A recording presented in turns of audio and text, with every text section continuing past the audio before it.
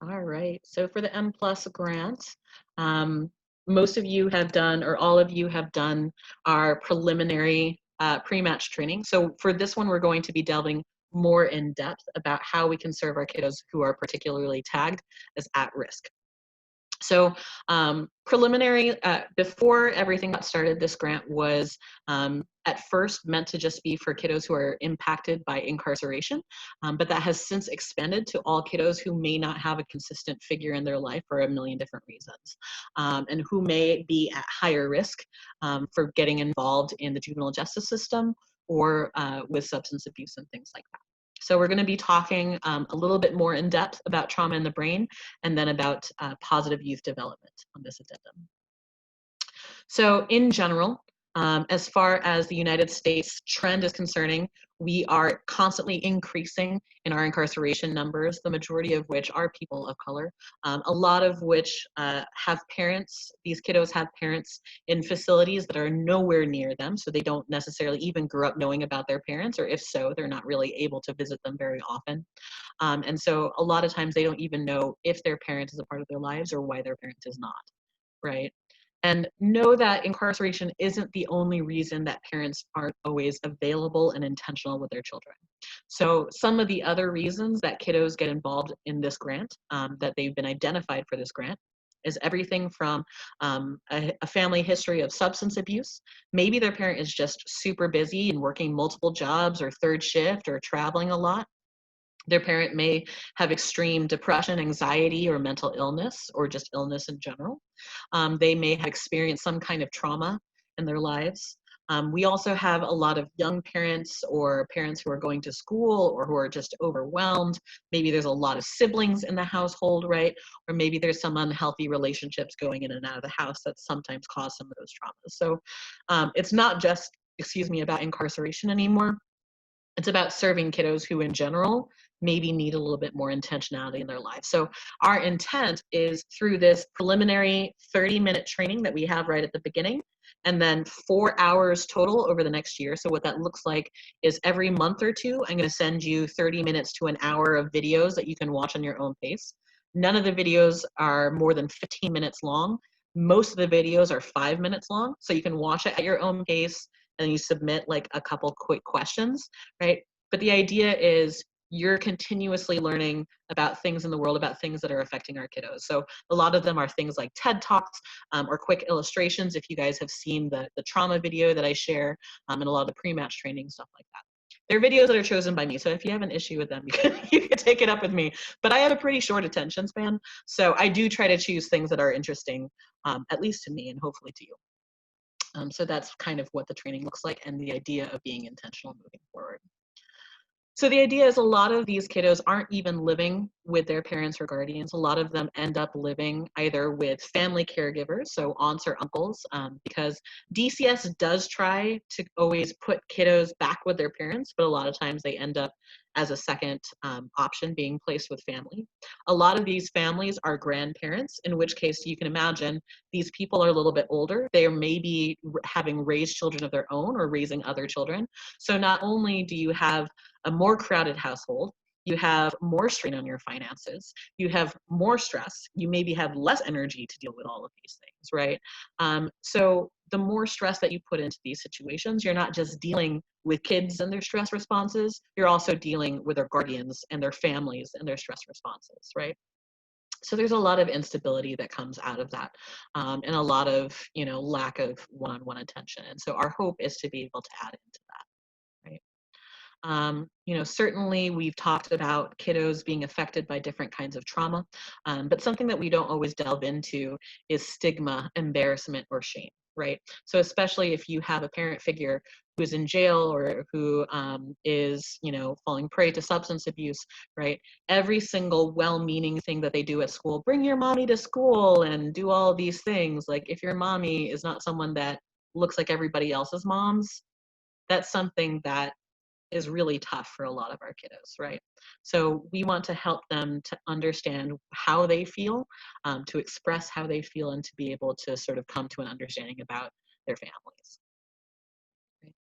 So as always, our hope with mentoring is that they end up being more engaged, both at school and then eventually at the community, that they end up being motivated, certainly to finish high school. We are not a college program, so once we get to the teen program, we do say enrolled, enlisted, or employed. We don't require them to go to college, but we want them to have some kind of plan.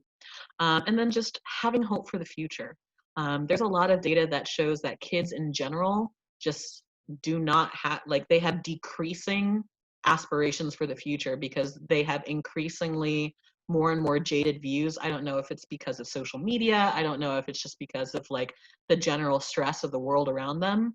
But, you know, we've seen over the last several years a decreasing idea of being able to have a positive future. So we want them to have that, right? But we don't want them to have that at the cost of their belonging and their competence, right? So we shouldn't be saying, you should be doing something more productive with your time. Why don't you seem to care about your grades? You know that being an NBA player isn't realistic, okay? Right? We don't want to tell them what not to do. We want to encourage them in that direction and add value and add competence, right? So we want to express care. We want to provide support, share power, and expand their possibilities. So we want to bolster them up. Think about at the pre-match training, we talked about Maslow's hierarchy of needs. We want to build their confidence before we really challenge them to grow and reach their potential. We also want to make sure that we're mentoring correctly, all right? Historically, mentoring has been very much, hey, the world is a really tough place. You got to get tough and just be able to meet the challenges of the world. We don't want to lose hope in the fact that our kiddos can change the world to be a better place, right? So we want to be able to hang out with them and do the activities that we do with them. We want to build that relationship through those activities. And then we want to understand who our little is as an individual so that we can help to grow their capacity to add back into their community, their capacity to advocate for policies that are important to them that can potentially change their lives and change their community and change the world as a whole, right? So it's not just about just having fun, although all of this is built on that foundation. A big important part of that and sort of the main idea behind the M+ grant is intentional positive youth development. So it's that reframing of, I'm not going to focus on everything that's wrong. I'm going to intentionally focus on everything that's right. So what I'd like to do is I'd like to show you this video. And I'd like for you to point out how many positives can you think of about this kiddo during this video, okay? Because focus and our intention makes a huge difference when we're talking about potential.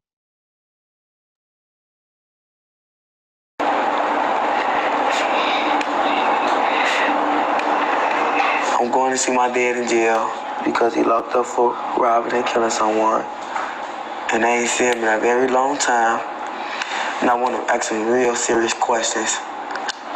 I want to remember the stuff I want to ask my dad. If I would just get there and just look stupid. I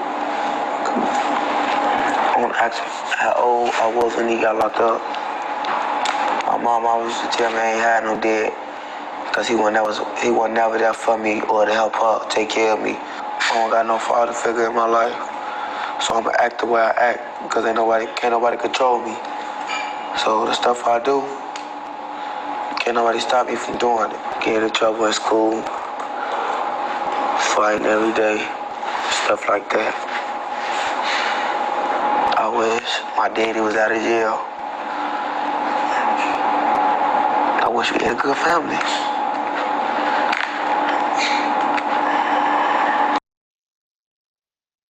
Okay.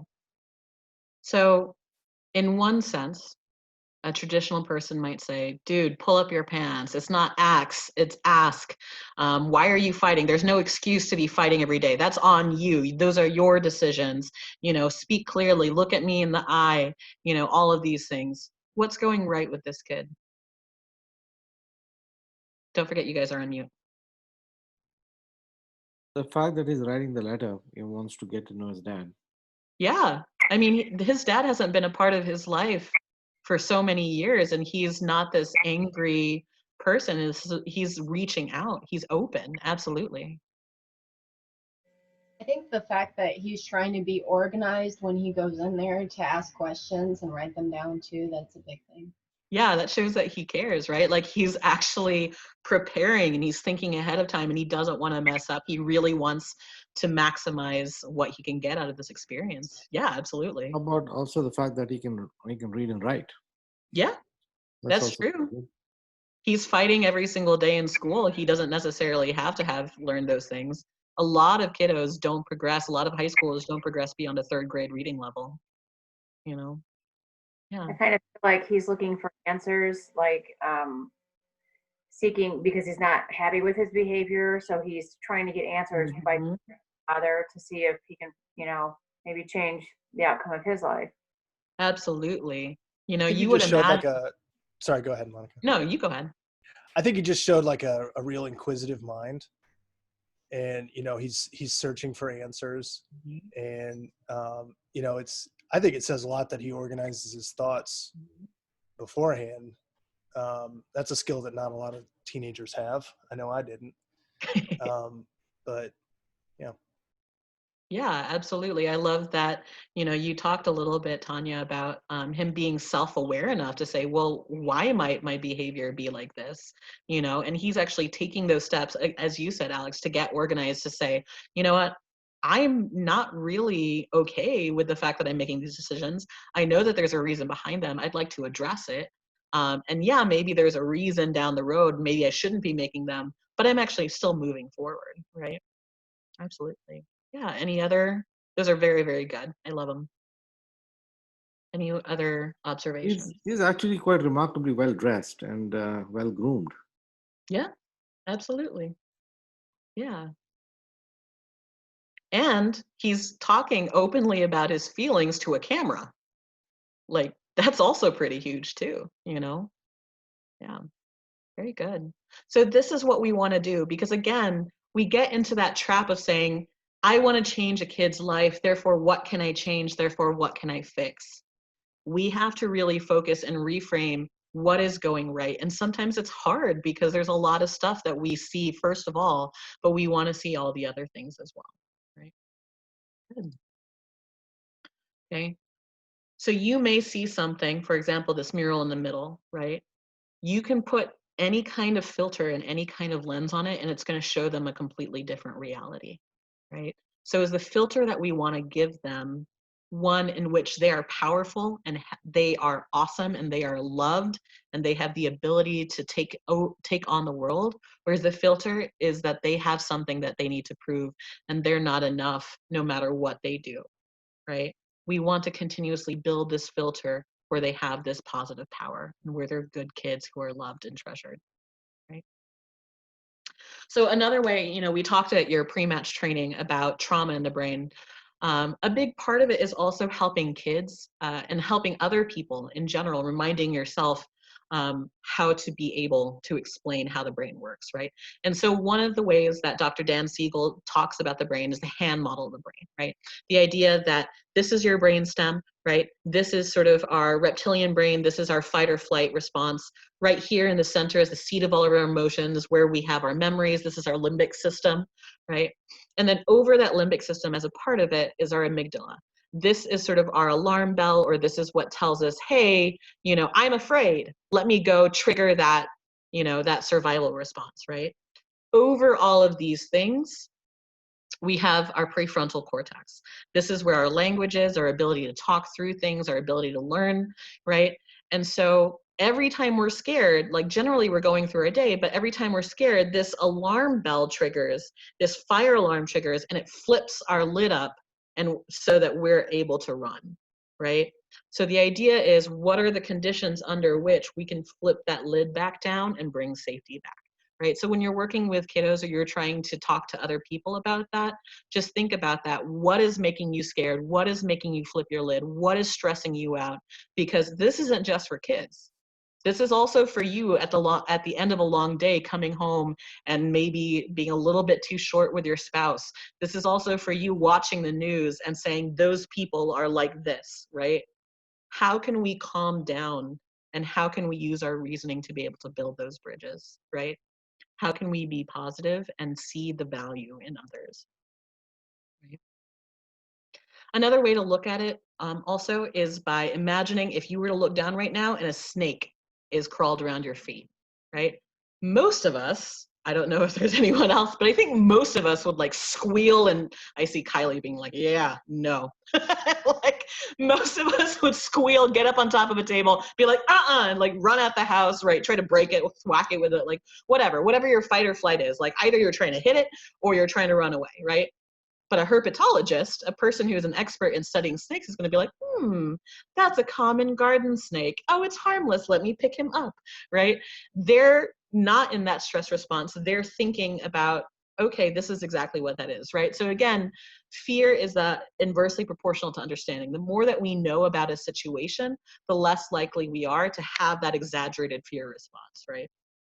So we want to be able to listen. We want to inspire curiosity.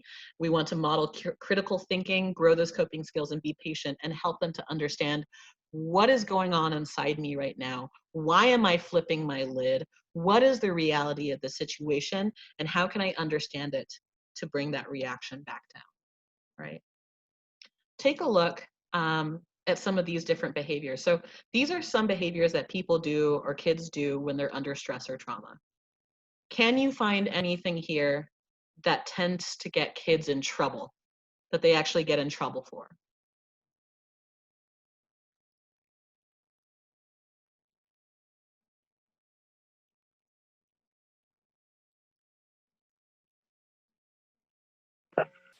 Acting out in anger. Yeah. Get them in trouble, I guess. I think depending on the adult, each and every one of those things is something that could get the kid in trouble.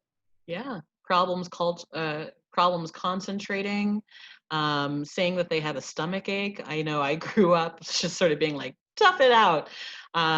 Being flat affect. We have some kiddos who are flat affect, which is actually really disturbing for some of our bigs, because if you're trying to like sort of talk and like interact and smile with someone, if they're just sort of staring at you like this, it's a little scary, right?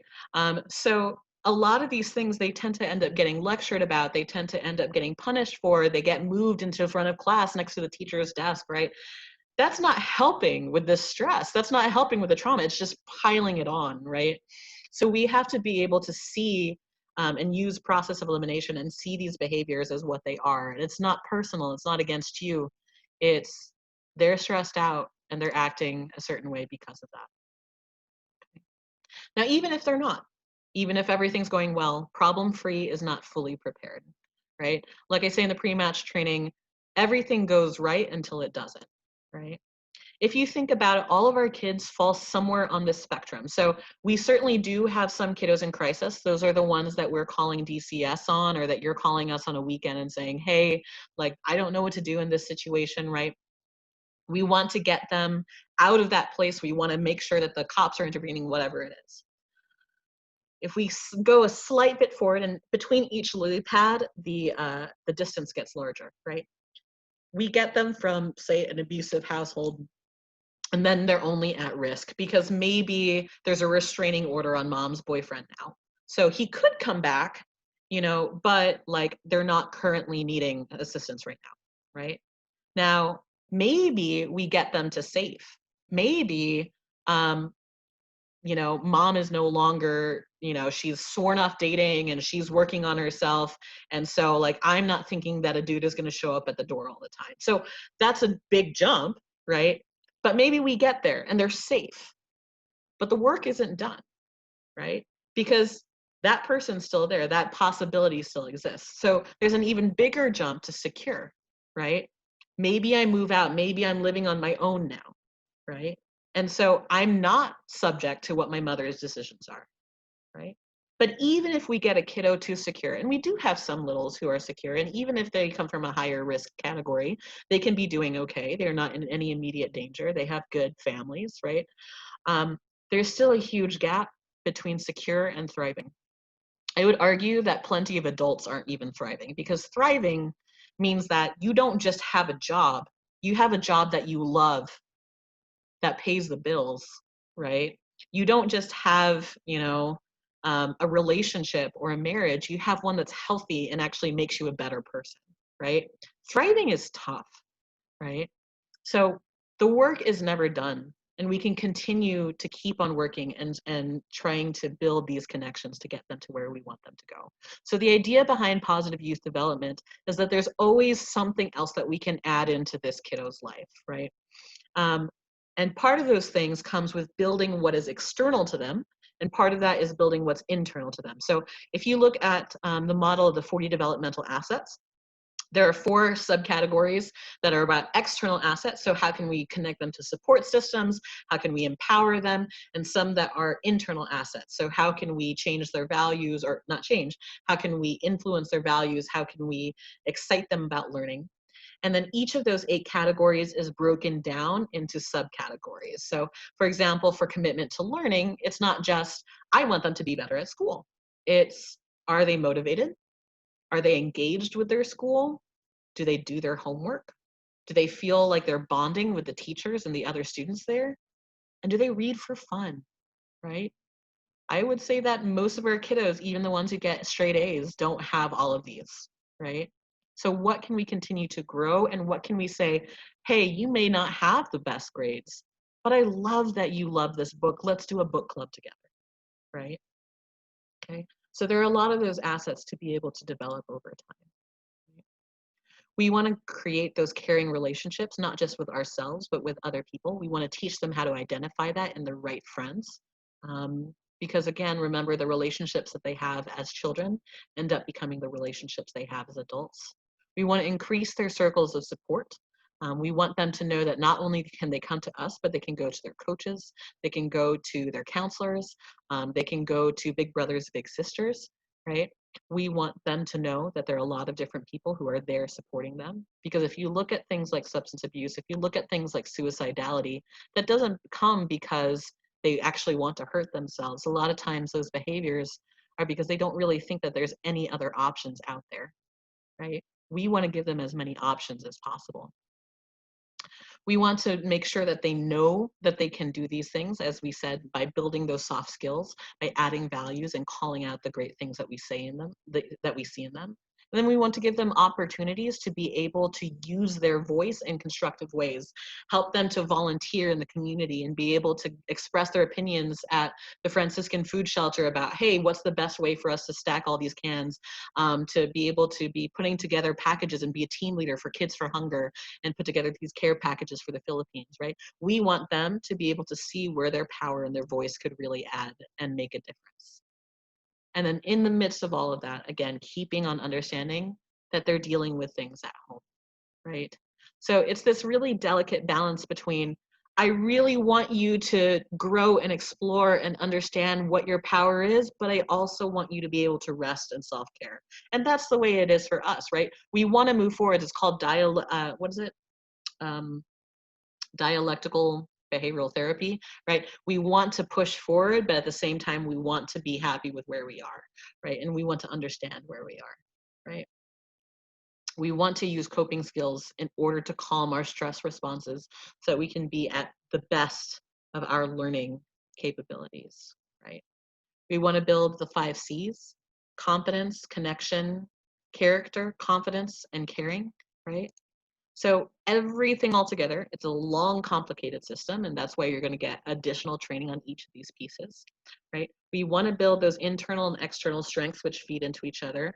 We want to help them contribute to society, which will reduce, the more that they're in leadership positions, the more that they're going to have reduced risk of becoming involved in the juvenile justice system, of getting involved in substance use, right? And then again, that makes them even more interested in leadership and volunteerism.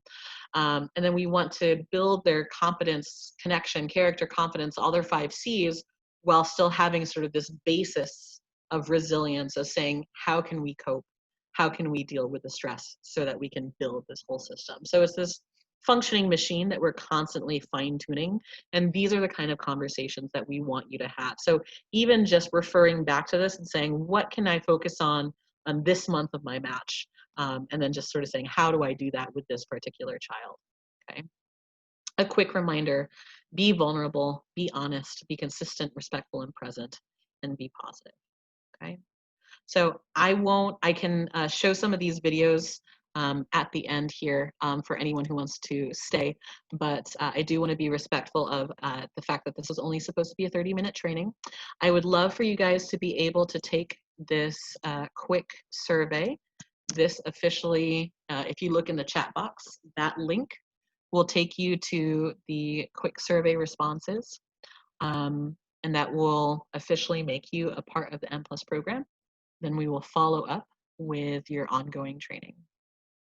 So awesome. Monica, will this will that presentation be made available to us? Like if we want to go back in later and watch some of those videos? Absolutely. And I can also send you my YouTube channel. All of those videos are on the YouTube link as well. So I will send that to you as well. Thanks. Mm-hmm.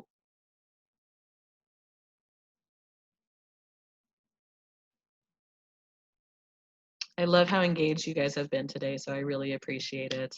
I know that I talk really fast because there's just so much to learn and so much to do, but I'm excited to have you guys be a part of it. I'm so excited for this grant because I think it's exactly what our kiddos need, so I appreciate you guys taking the time.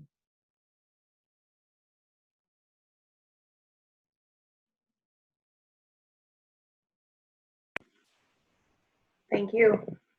Thank you.